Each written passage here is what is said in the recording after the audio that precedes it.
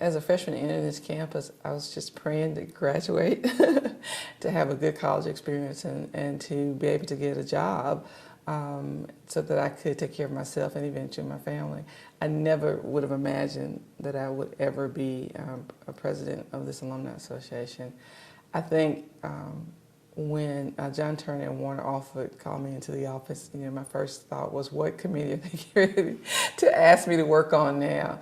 And literally when they mentioned if I would be willing to consider being president-elect, I think I didn't even answer, I didn't respond, because I think for me it was, let me make sure I heard what they asked, because I don't want to respond to the wrong question. And again, it was such a surprise. It was such a tremendous honor, and I felt such a privilege to be asked to serve my university in this way.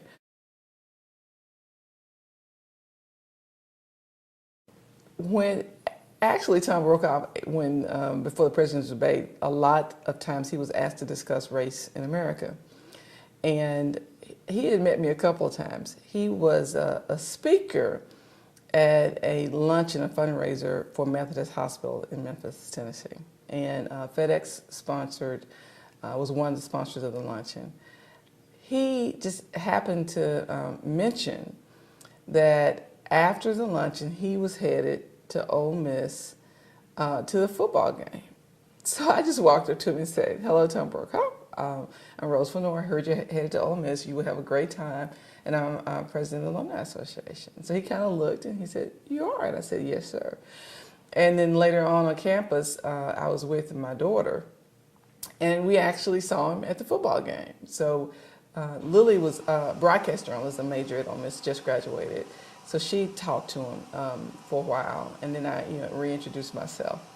And then all of a sudden I started getting calls from friends from all over saying, "Tom Brokaw mentioned there's an African-American president at Ole Miss in terms of the progress in the new Ole Miss and what he's seen in the Mississippi and in the South." And so I started getting little notes. And again, when he was in Memphis and spoke, and then when he came to Ole Miss to actually do the forum he held at Fulton Chapel, he mentioned it again. And I was sitting there and people looked around and goes, "Tell him your name," because he just said the president is an African American, and they screamed, "Tell him your name is Rose." So it was really amazing. And I asked for a clip just so I could always have that.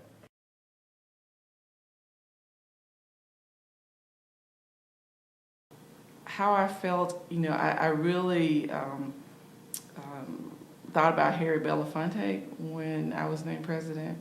He received a Freedom Award from the National Civil Rights Museum, and I interviewed him and asked him, I said, "Were you not the first African American to receive an Emmy?" And he said, "Yes, I was, but that's not important to me." He said, "Rose, what's important is that you do what you can to make sure there's a second and a third, and that we reach a time in history when nobody else ever talks about the first, because there's been so many people who represented that entity well." And that's really how I felt. I remembered that always, that you want to do the best job possible, you want to serve the university well, and hope that opportunities are open to many more people.